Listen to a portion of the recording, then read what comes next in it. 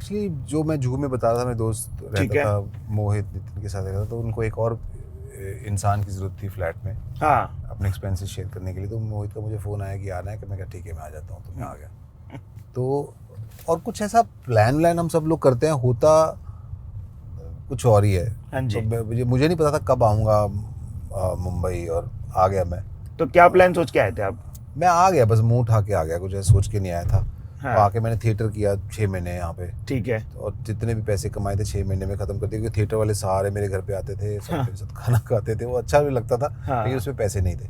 किसी तो गुट के साथ थे आपकी? मैं पृथ्वी थिएटर में कुछ वर्कशॉप्स करता था स्टूडेंट्स के साथ। जी। और थोड़ा रैंडम थिएटर चल रहा था वहाँ पे, ठीक है। मोस्टली वर्कशॉप्स करता था हाँ। और बैक स्टेज करता था। और वो करने के बाद फिर मैंने वॉइस ओवर्स करना शुरू कर दिया थोड़ा ओके। बहुत। हाँ, ये कौन से साल की बात हो रही है भाई? ये सन 2001 ओ वाओ। जी। और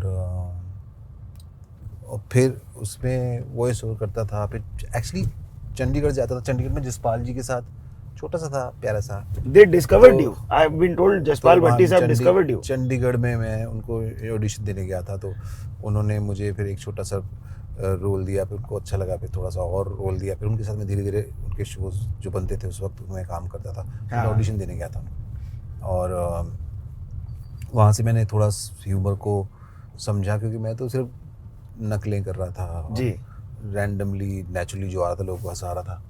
तो आपका क्या क्या लर्निंग, क्या क्या आपकी मेन सीख होंगी उनकी टॉप 3 वाली? जसपाल जी एक तो बहुत ही क्राफ्टेड ह्यूमर, जो ह्यूमर जिस तरह से क्राफ्ट किया जाता है, लाइन कही जाती है, मैं जैसे बोल रहा था कि बोल दो आप एक लाइन को, लेकिन उनको एक मीटर है लाइन का। ठीक है। वो किस मीटर में कोई बात कही जाएगी, बड़ा सुंदर तरीके से वो कहते थे, और मुझे उससे इंट्रोडक्शन हुई।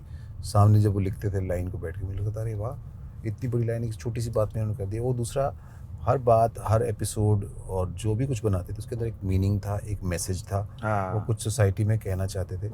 ट्रू। और धीरे धीरे फिर मैं वहीं से ड्रामा स्कूल कर रहा था थोड़े सालों बाद पैरेलली, और फिर यहाँ बॉम्बे आ गया, फिर वहाँ वापस जाता था उनके साथ शूटिंग करके, फिर यहाँ जाता था। ठीक है।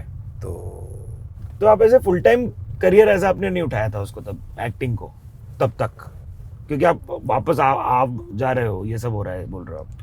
मतलब मेरी कोशिश थी, ठीक और है। स्टूडेंट भी था पैरेलली, जी। पढ़ भी रहा था, हाँ। एक्टिंग भी कर रहा था, तो फुल टाइम हो भी नहीं सकता था। ओके। उसके साथ मैंने जैसा कहा कि लाइव परफॉर्मेंसेस भी करता था। हाँ। ये भी चल रहा था, एक्टिंग कॉमेडी भी चल रही थी जसपाल जी के साथ। जी। तो सब कुछ थोड़ा थोड़ा चल रहा था।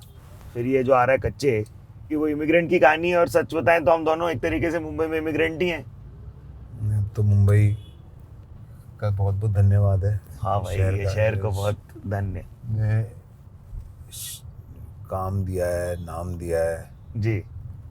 तो जितना गुणगान किया जाए उतना कम है। करेक्ट। बट अब घर जैसा लगता है आपको? अब तो घर है। हाँ।